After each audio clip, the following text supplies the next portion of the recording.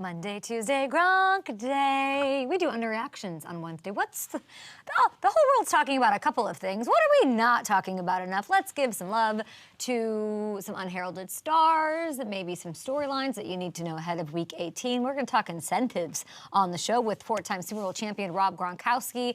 We're going to go down incentive memory lane with him as well. It's Gronk Day. Let's do it.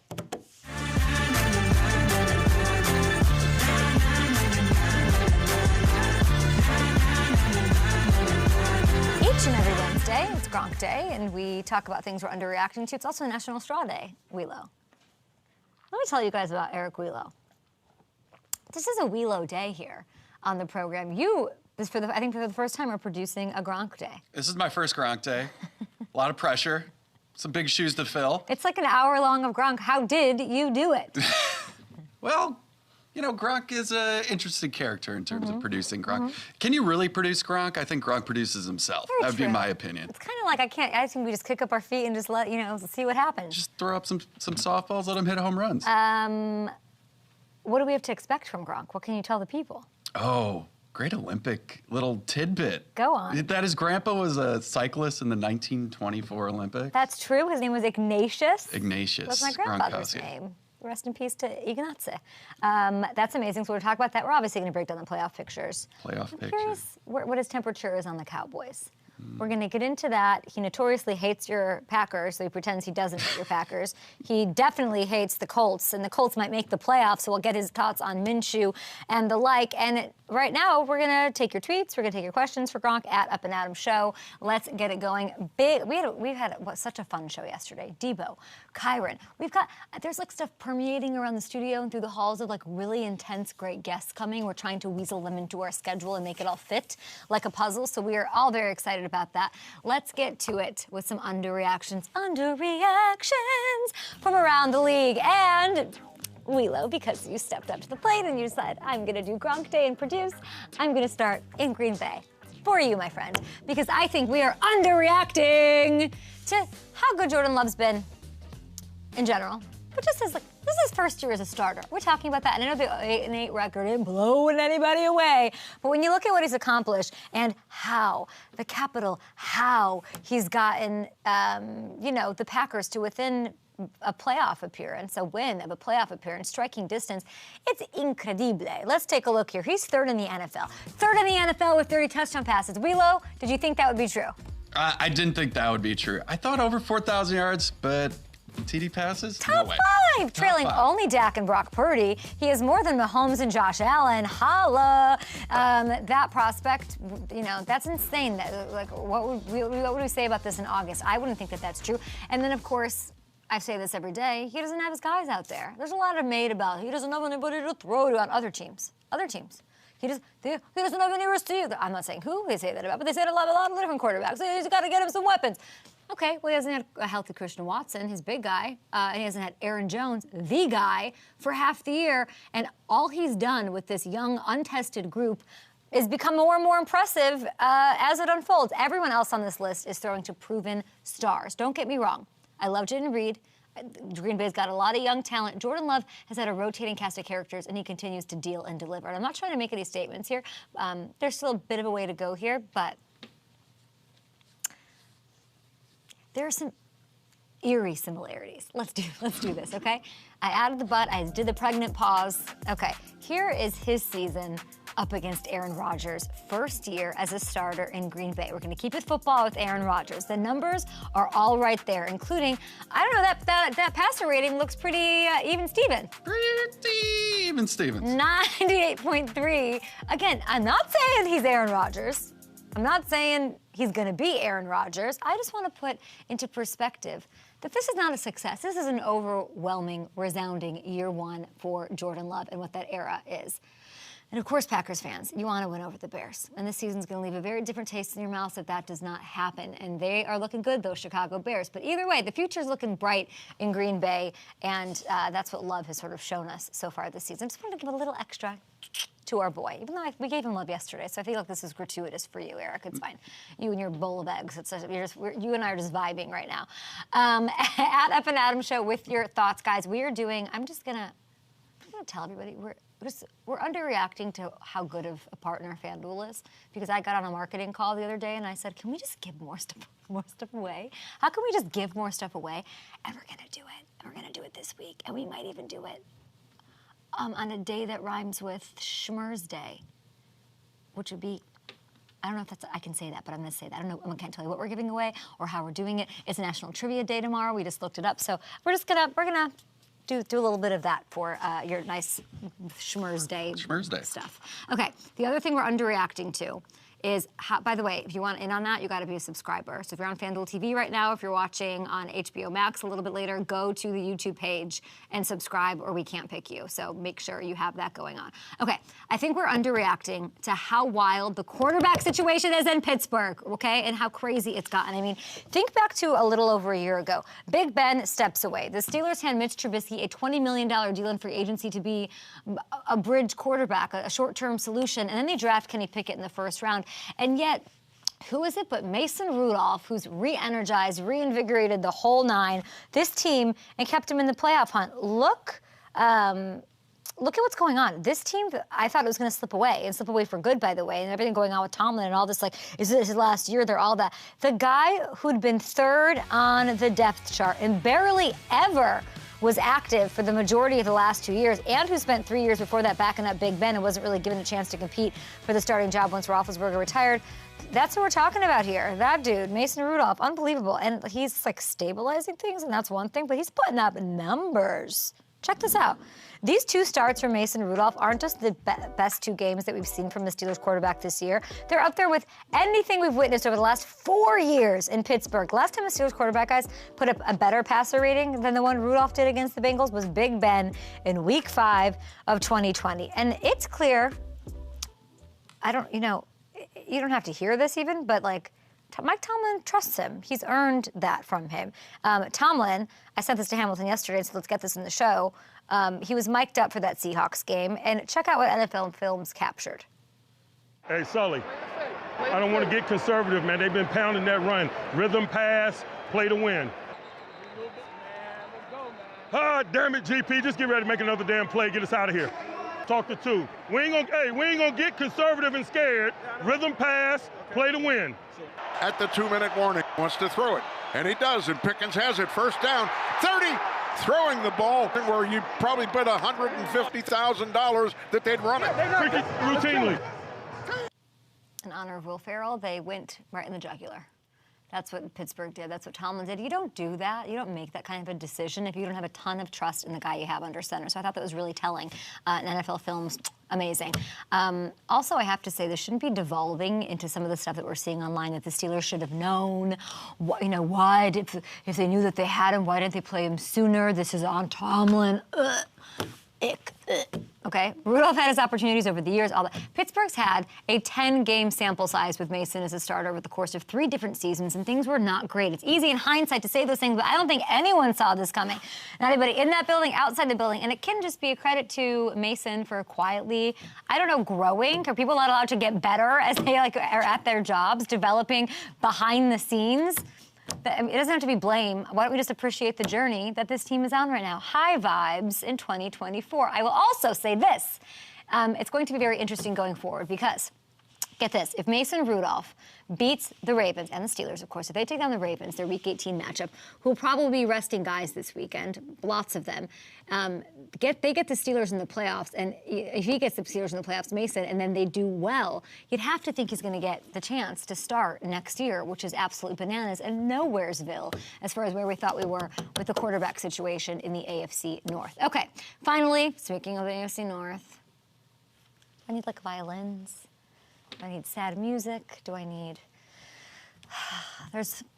I'm soaked in disappointment as my Bengals are eliminated from playoff contention. But I do want to make sure of something, okay? I want to make sure Bengals fans aren't underreacting to the positives to come out this year. And I'm not trying to make it all easy. But if I were to tell you going into the year that the Bengals were going to start 1-3, get 3 fully healthy weeks, three weeks out of Burrow, and would still be in the mix for a playoff spot in this AFC in Week 17, I don't think many people would have believed me. I was one of the, who's your backup? Y'all don't have a backup. Do bet. Okay, that's exactly what the Bengals did, and I'm extremely proud of, I think the word is resolve, like as we're, flipping into the new year. And I'm still saying Happy New Year to everybody I see. Yeah, I'm still saying it. I'll probably still say it all of January. Bite me. It's a credit to Zach Taylor, his staff, the team's resolve, them leading that. Credit to the guys in the locker room, of course. And I don't know, this might be hyperbolic. Like, have I ever been more confident about what this franchise is going to do? I don't think so. Going forward, there's a lot of positives, and I want to leave the Bengals with some of these as, Bengals fans are posting next year's opponents already and like looking forward, and I get it and all of that, but let's get some positivity in here too. One, you found your backup quarterback.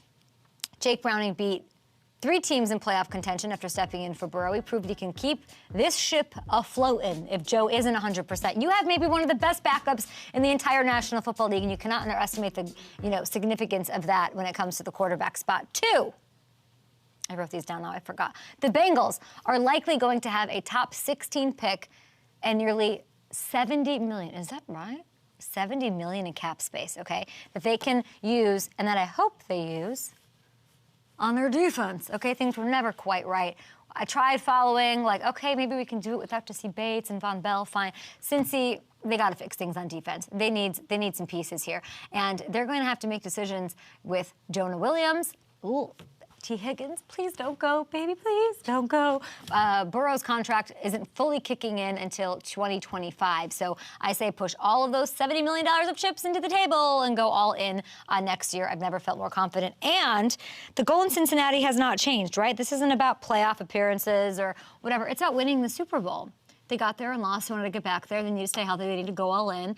And the way that the season ended sets the Bengals up for some good stuff. When Burrow is back next year, they fix some things on defense, and it's great.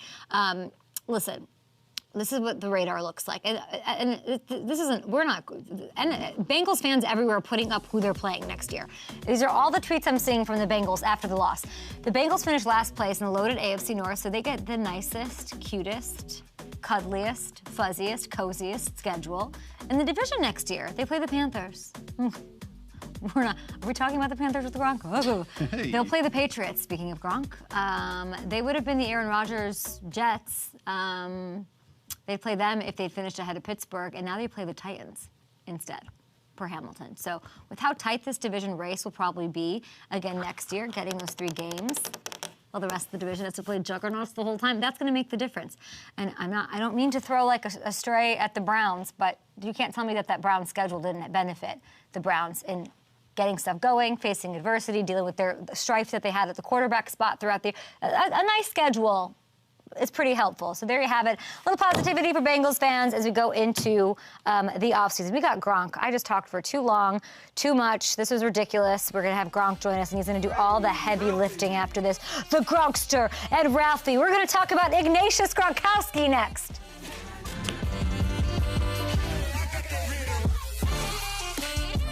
Can I grab my phone? Thank you. Thanks, Kat.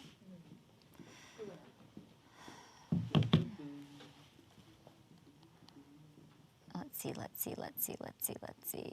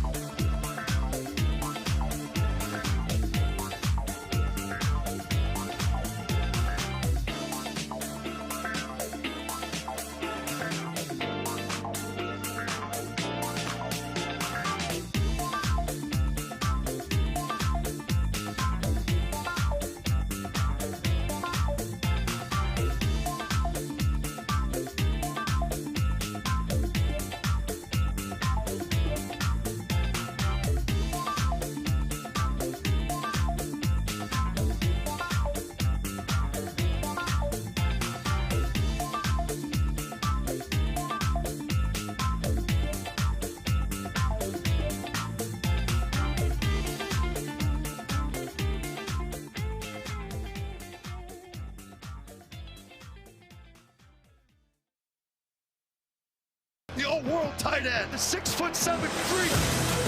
You can call me the GOAT. Rob Gronkowski. Touchdown! Oh, my goodness. Go. Holy guacamole! The greatest of all time, yo, they call me GOAT.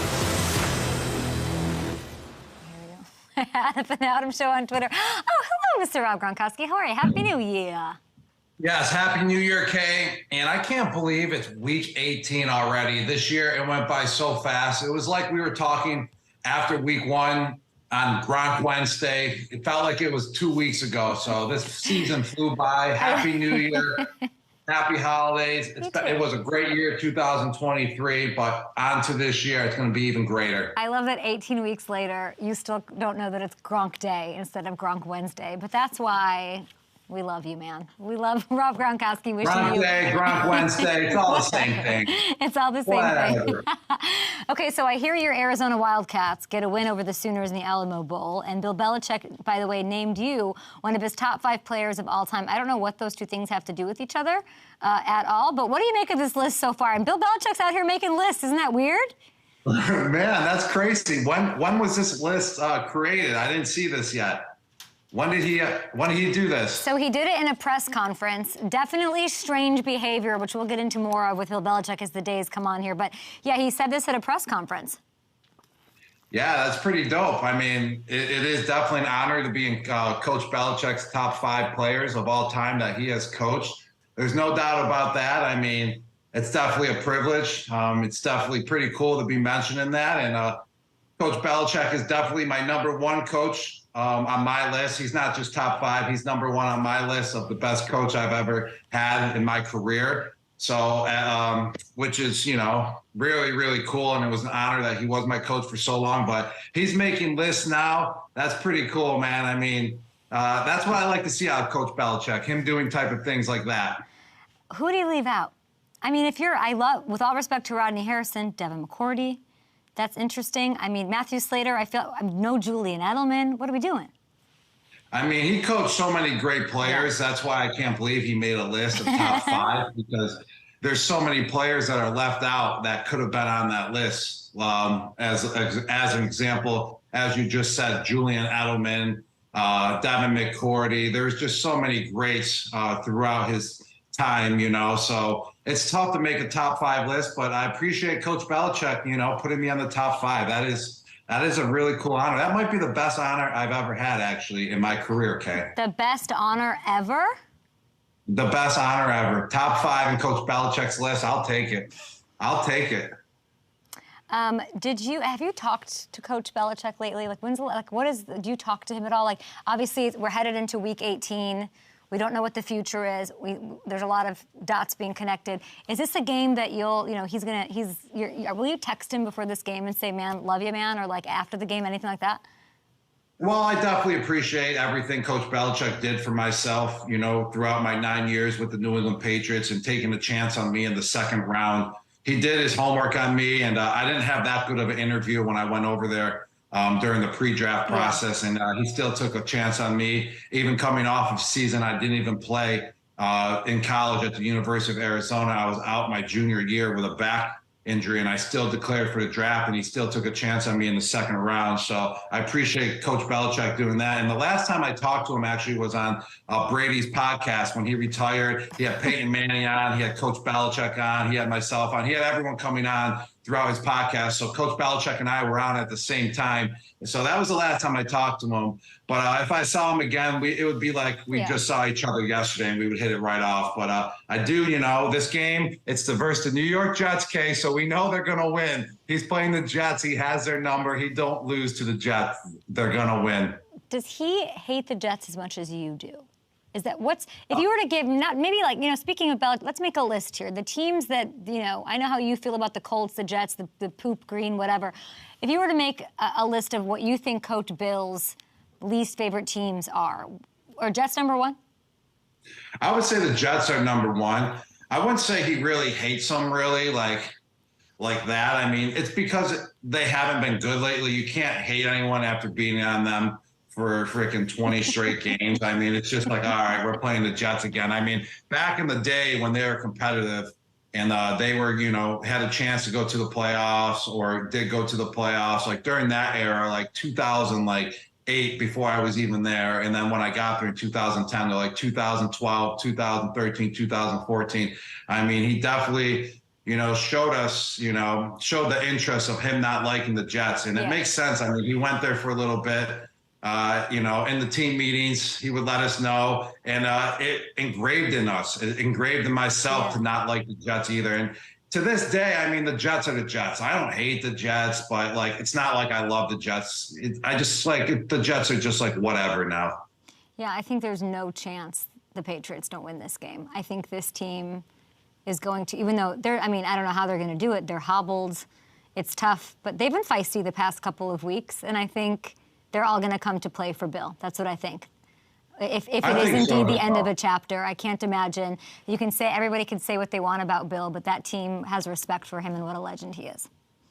Yes, exactly. I 100% agree. I can't see them losing this game versus the Jets. I mean, they want to go out with a bang.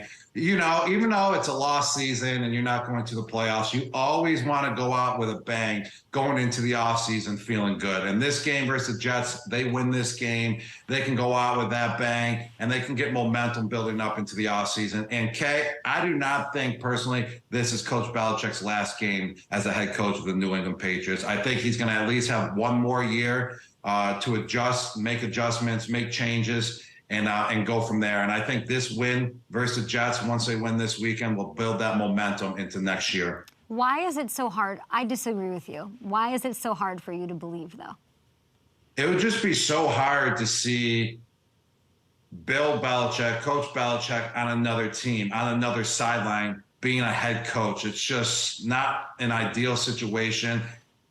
Tom Brady already left the New England Patriots, and it started going downhill from there. And then imagine Coach Belichick, another New England legend, getting let go and then going to another team and having success. I just don't think that would sit well with with Mr. Kraft. I think that's in back of his mind, that's a possibility. And also letting him go, knowing you're letting go one of the greatest coaches of all time, it would just be a tough decision to make. So I feel like he's going to be there for at least one more year to turn things around, to go out. They have a lot of room in the salary cap. They'll go bring some players in and fix what was wrong this year. Well, it's all going to be up to Mr. Kraft, of course. A tough conversation to have. Not that he's not had to have tough conversations throughout his tenure as the legendary owner of this franchise. But I have to say, like, if I'm Bill, what I'm looking at is like a couple things. I got to win without Tom, because people, if legacy matters to him as much as I'm assuming that it does, I got to do that. I got to win without Tom. I got to win. And I'm 27 away from Shula, and that matters to me if I'm Bill Belichick. I'm 27 away, and that does not, the math does not math for him to stay one more season and achieve that with the Patriots. So next year, let's say he retools. So you're saying after in a year, if it doesn't go well in this rebuild, and they have a quarterback problem, they do. They have a big quarterback problem. What then happens? You can see him leaving next year? Like, you got to rip the Band-Aid off at some point. And I think that 27 number, 27 wins away from passing Don Shula, is important here. So why not go somewhere where he thinks he can get that right away? That's another good way, another way to look at it, that's for sure. And that's why it's a possibility that he may be on another team for that reason, to start over, to catch up to Don Shula and get the 27 wins with another organization, not wait until next year, have a downfall again next year, and then be in a hole and then not know where to go. There's so many great opportunities wide open right now for Coach Belichick to go in and hop on over to another team and be the head coach and start off strong. But he just has too much of a base, an origin with the New England Patriots, where I just feel like it'd just be like a little unsettled if he goes to another team, because he is showing the fight. It's not like he's giving up, Kay. He's showing that fight every single week, week in and week out. If he threw the bag in and was going, hey, guys, it's whatever. We got the Jets this week, or we have the Washington last week, or whoever they're playing. We got the Bills, and they're not fighting, and they're just getting blown out, and he's showing that he doesn't care, then yes, I think he would be 100% gone.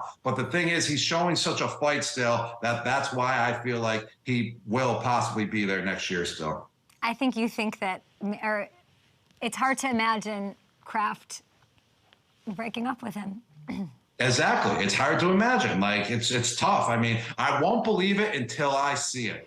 And then I'll be like, wow, that's a situation I thought would have never happened. I also think, like, you don't break up a marriage, or you don't leave your 20-something year partner unless you have it figured out somewhere else that you truly think is better, and this is a smart, wise, sage person. So I think a lot of it depends on the spots that are available. I do think Coach Belichick, and it's weird, I would like your opinion on this, people disagree about his value, what his market would be.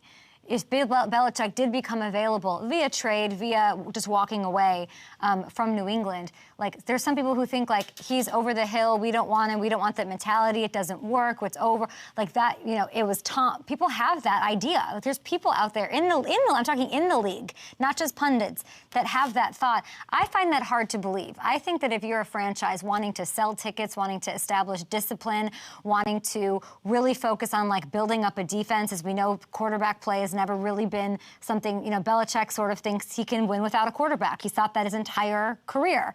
And so, like, that's not even that important as a draw for him. I wonder if there's teams that have good coaches that I think Bill's one of these rare people, Gronk, that if he says, you know what, I'd like to come there, you might bounce a good coach that maybe even got you one and done in the playoffs if you've been trying to get further, that you would make the switch for Bill. Possibly, but I don't see him coming over to another team and taking over a head coaching job where there's already a head coach in place. I think it would be one of the openings, like for example, the Los Angeles Chargers. Yeah. I think that's actually the best play for him to go to the Chargers because they already have a quarterback in Justin Herbert. They have a good, solid team. I just believe that the Chargers just need a good coach in place to get that team to the next level because they have the players that they need on the offensive side of the ball and defensive side of the ball to win games. And then coaching matters as well. In order to win games in the NFL, you need good coaching and you need good players. And Coach Belichick is the best coach. And that's why New England was always competitive, even after Tom Brady. I mean, it's not like they're getting blown out every game. It happened once in a while because they just didn't have the players that they needed to compete, but the coaching was always there. Look at the defense. They've lost Judon, they've lost Gonzalez, and they're still stopping these teams on the offensive side of the ball that have good offenses with their defense, even with no namers out there. So he's a great coach still.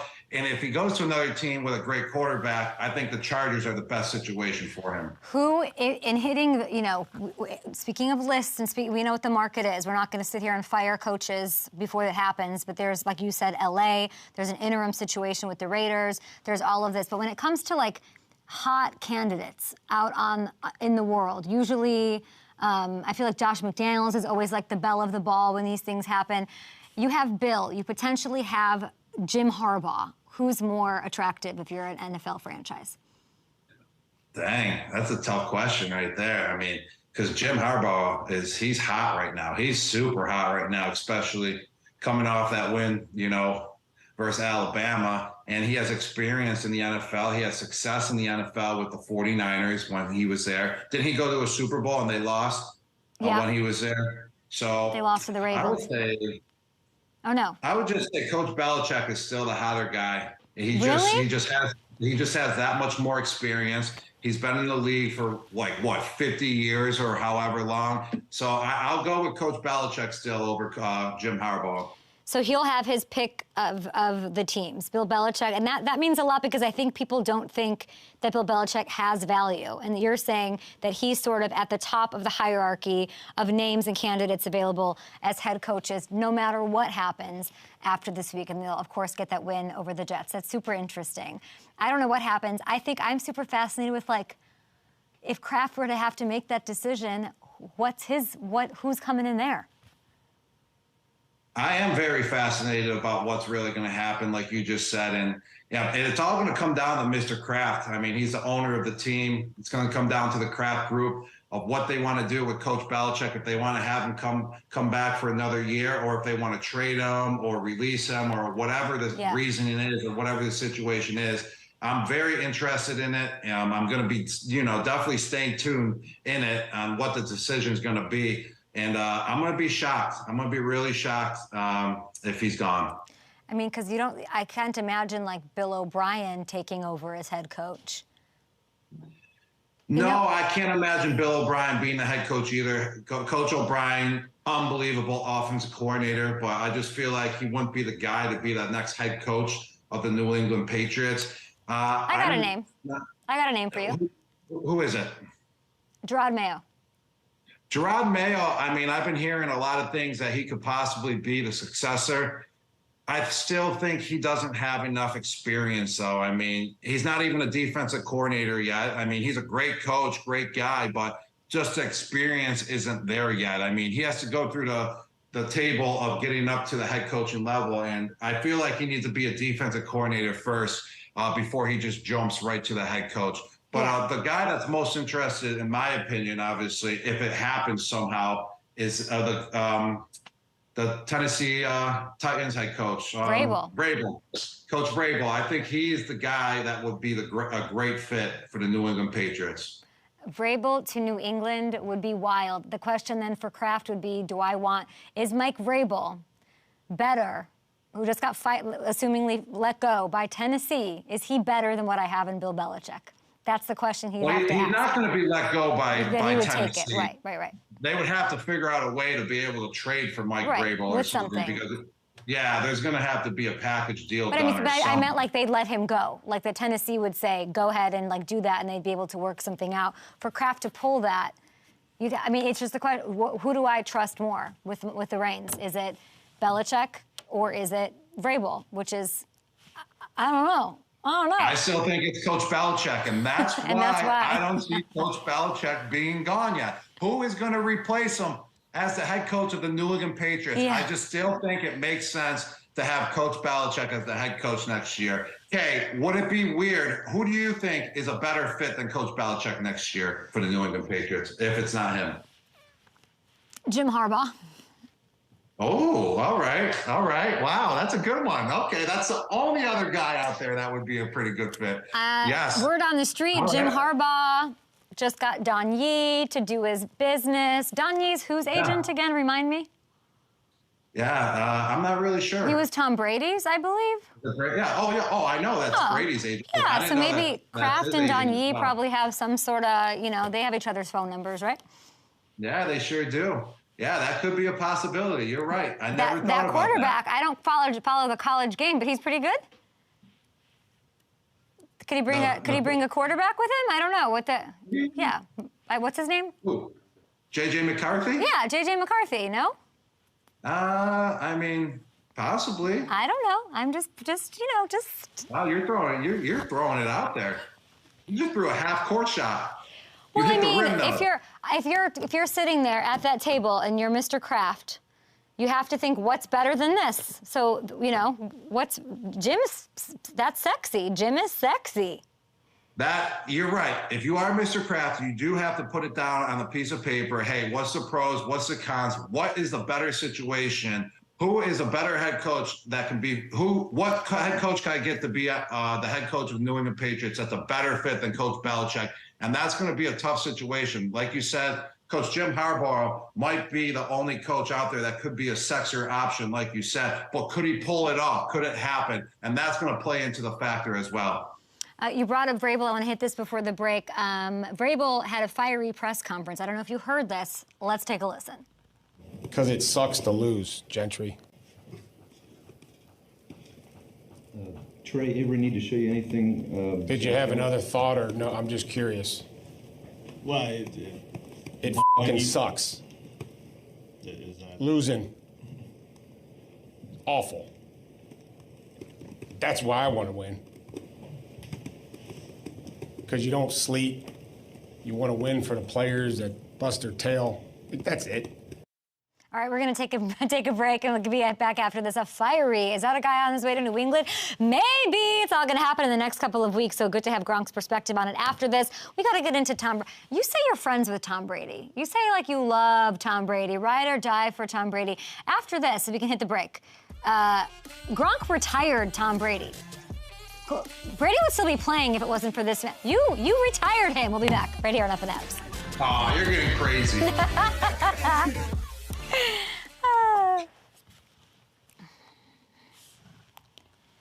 Okay.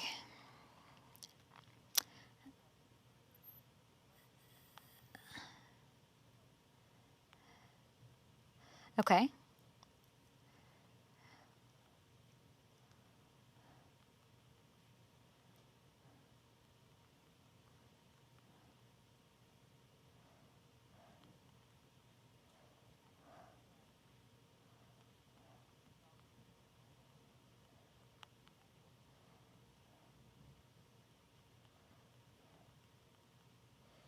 Say that one more time.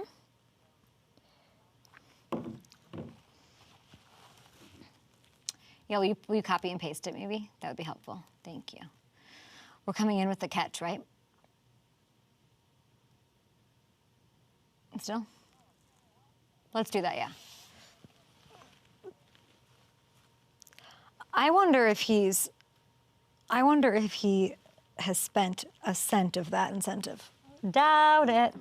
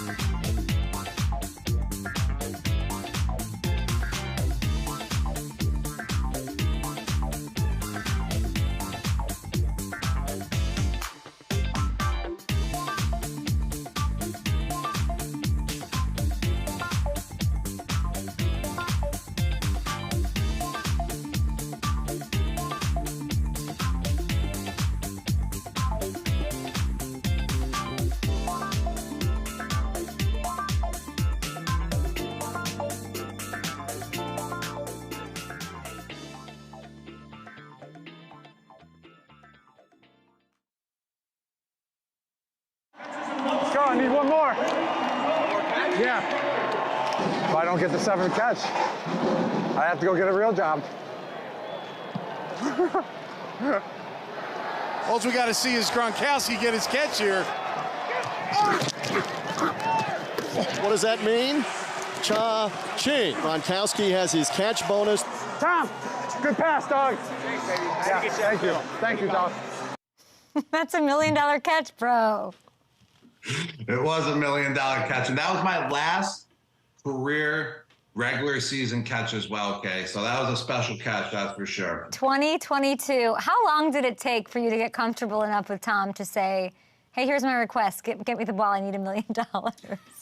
Well, the Tampa Bay Buccaneers, and they're a really cool organization, so they knew that I needed 7 catches in order to hit that bonus. So they were on my side as well. They said if the game was going right and we were up by enough, that they were going to, do everything in their power to get me that 7th catch. So I appreciate the Buccaneers organization as well for giving me that opportunity to get the 7th catch. And then also to build that trust with Tom, I probably, could have done that after about year 3, year 4, telling him I need a couple more catches to hit a bonus. And he's always there to help you out, that's for sure. Because Tom gets paid couple big Super Bowls, couple Super Bowl rings in, you can ask him.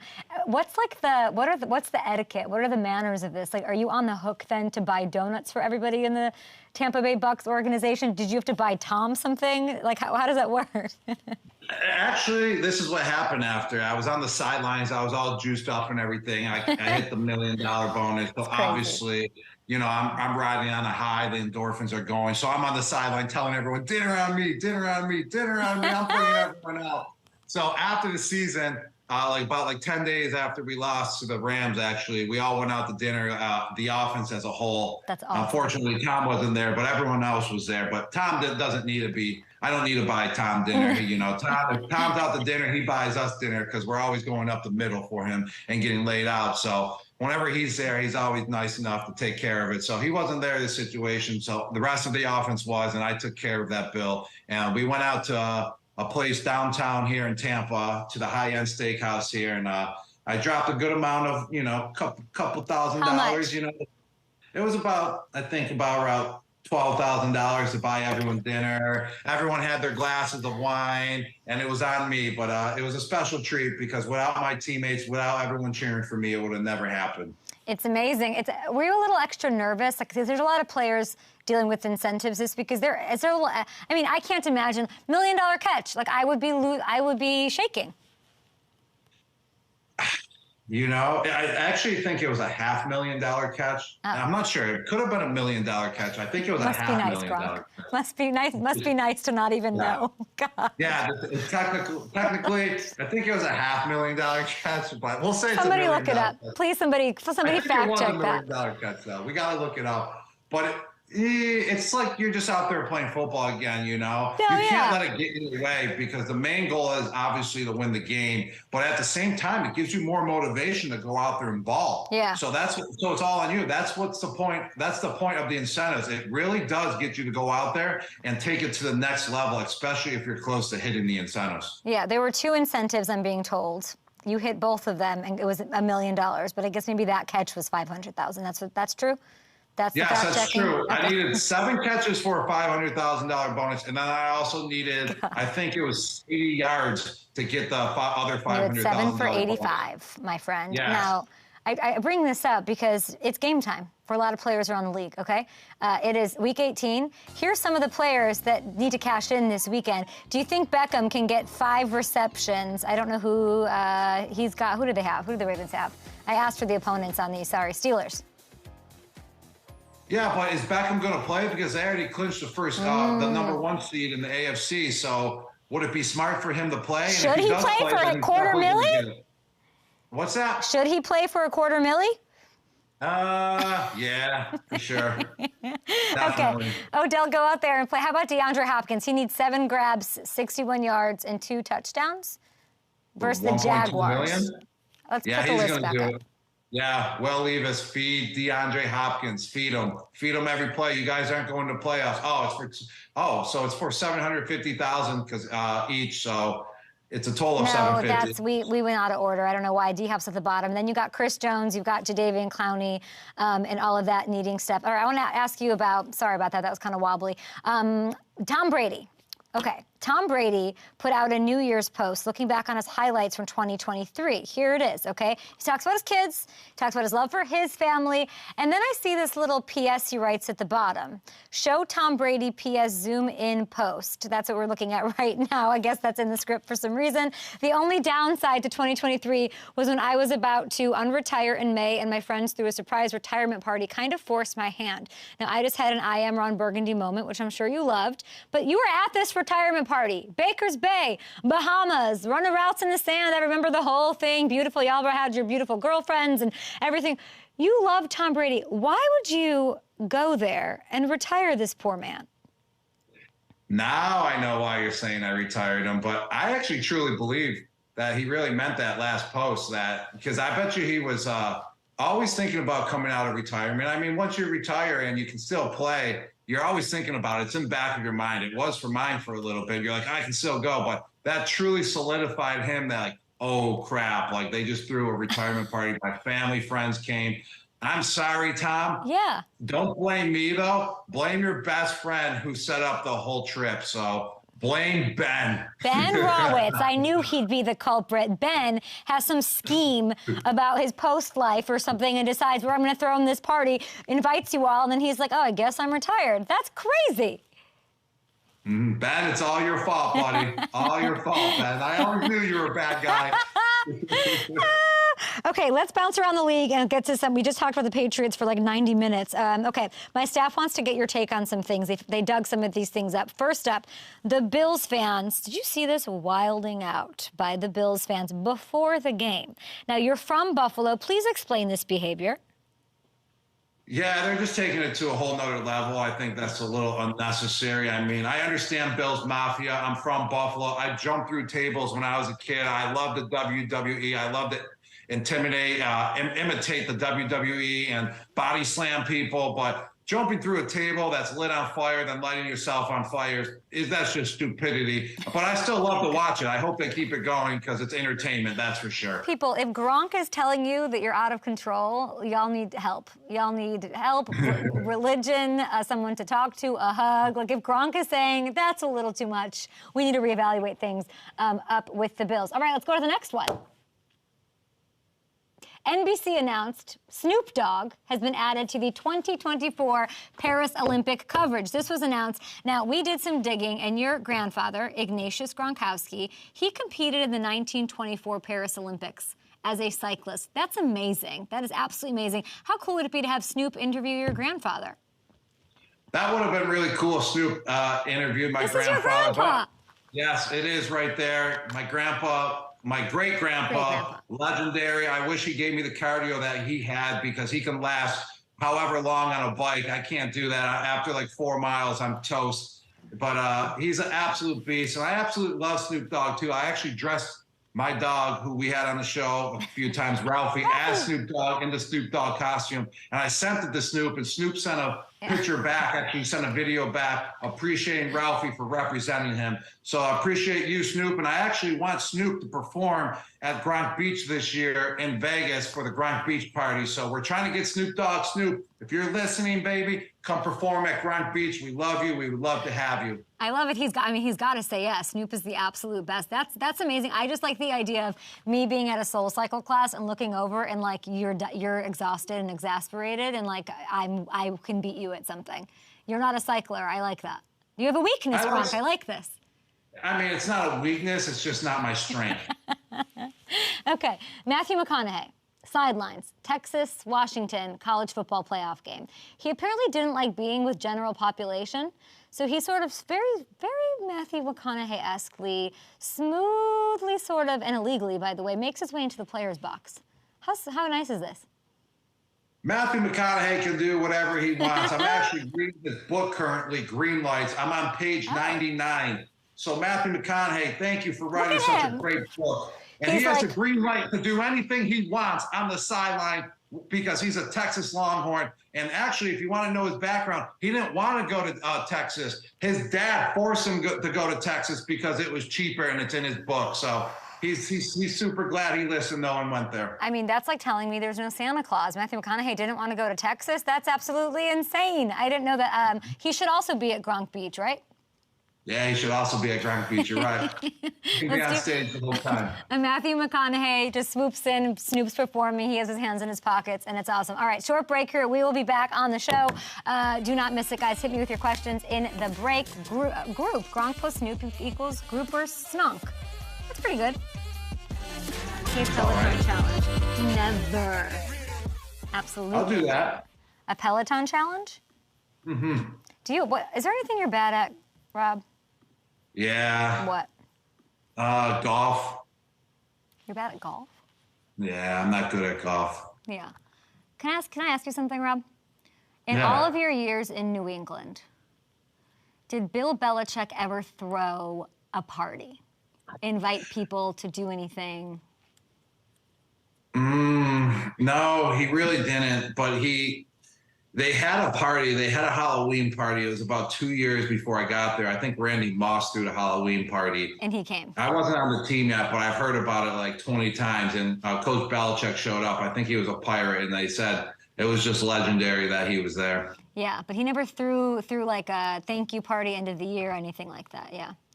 He would turn up for those Super Bowl post parties, though. He was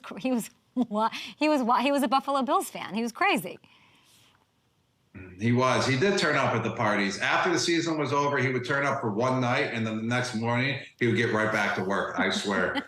He would be, like, looking at film and, like, trying to get ready for next season already. I'm like, Coach, it's, like, 2 days after the Super Bowl. Like, you got, like, it's okay. Like, you can chill out.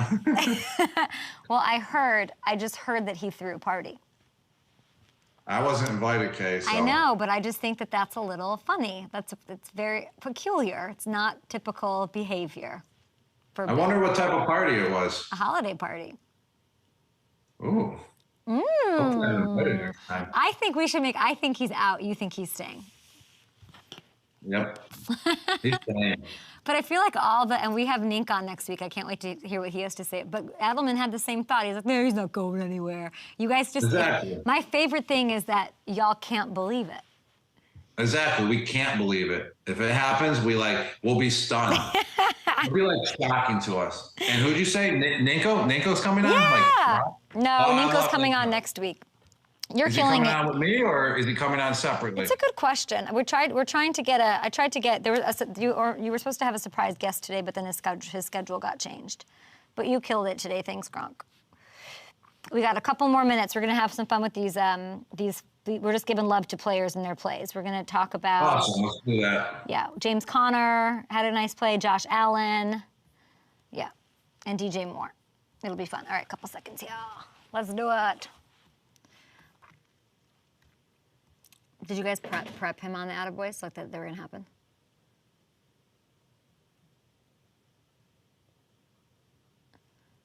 Did you guys, did we tell Gronk he was doing this? Oh, okay, that sounds great.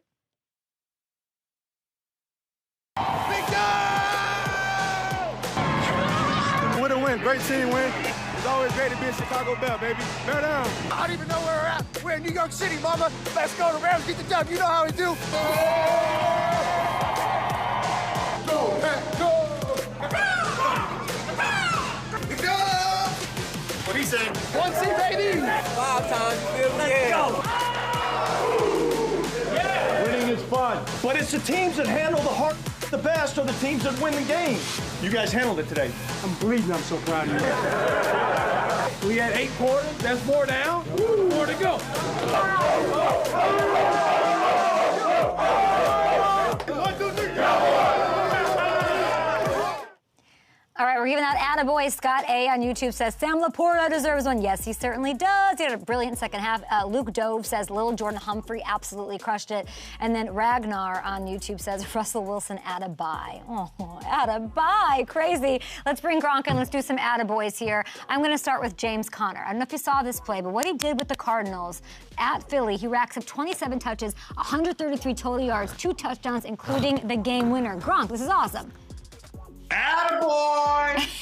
He's played 2 games in his home state of Pennsylvania this year. He's racked up 238 yards, 4 touchdowns to help his Cards knock off both the Eagles and the Steelers. All right, next up, Josh Allen. For what he did, people are jumping through tables, lighting themselves on fire for this guy. Jags shutout win over the Panthers. I'm talking about Josh Allen in Buffalo. This is Josh Allen. Jags, of course. The defense, they should be lighting themselves on fire in their Speedos and their mascots and jumping in that pool like RG3 did. There was a lot of pressure for them to step up. Trevor Lawrence did not play. This was a must-win game. Carolina offense, they put up 30 on the Packers. We saw that, so I was a little worried. Josh Allen was like, no problem, okay? They answer the bell, racking up 3 of Jacksonville's 6 sacks of the day. Did Josh Allen. This guy's a monster, Gronk. 4 quarterback hits. Attaboy! Oh my God, this is so stupid. The 3 sacks give Josh the Jags single-season sack record with 16.5. And he's a half sack behind TJ Watt and an absolute beast in Trey Hendrickson heading into week 18. So little interesting subplot. Who'll be the sack leader? Sack leader probably makes Gronk laugh as we go to our last one here. DJ Moore. Monster performance.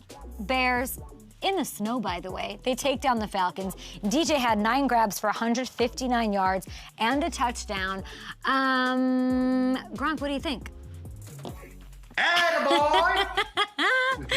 It was all just an exclamation point on what has been, kind of a typical year, but a career year. Let's give him his love here. He demolished his career highs for yards and touchdowns. He's 2 catches away from setting a career high in receptions as well. Imagine what these numbers would look like if Fields wasn't hurt for a month. So after all the problems that he's dealing with in Carolina, I love seeing him for this. Gronk, are you happy I didn't ask you about David Tepper, speaking of Carolina, throwing that drink?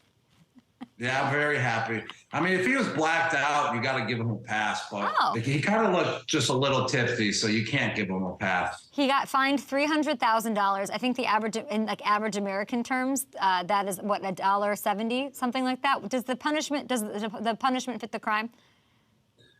If you put it that way, no. He should have got fined about $2 million. Says the guy who doesn't even know if his incentive for a catch in 2020 was it $1 million? Was it $500,000? We both know you haven't spent a cent of anything you made on the NFL field, Gronk. I've been working hard, Kay. That's why I'm on the show right now. I got to make sure I keep it like that. I know. You're the best. We'll talk to you next week, and we'll see who's right about Bill Belichick. Does he stay or does he go? Bye, Gronk. He stays. He's safe. No, he's not safe. It's over. Get out of here. We'll see you guys tomorrow. We have Howie Long on the show, colleague of our friend Gronk. We have Zaire Franklin talking about Gronk's favorite team, the Colts. But we didn't ask him about Dwight Freeney and Peyton Manning. I wish we'd got to that. Great job by Gronk today. Awesome. See you guys tomorrow.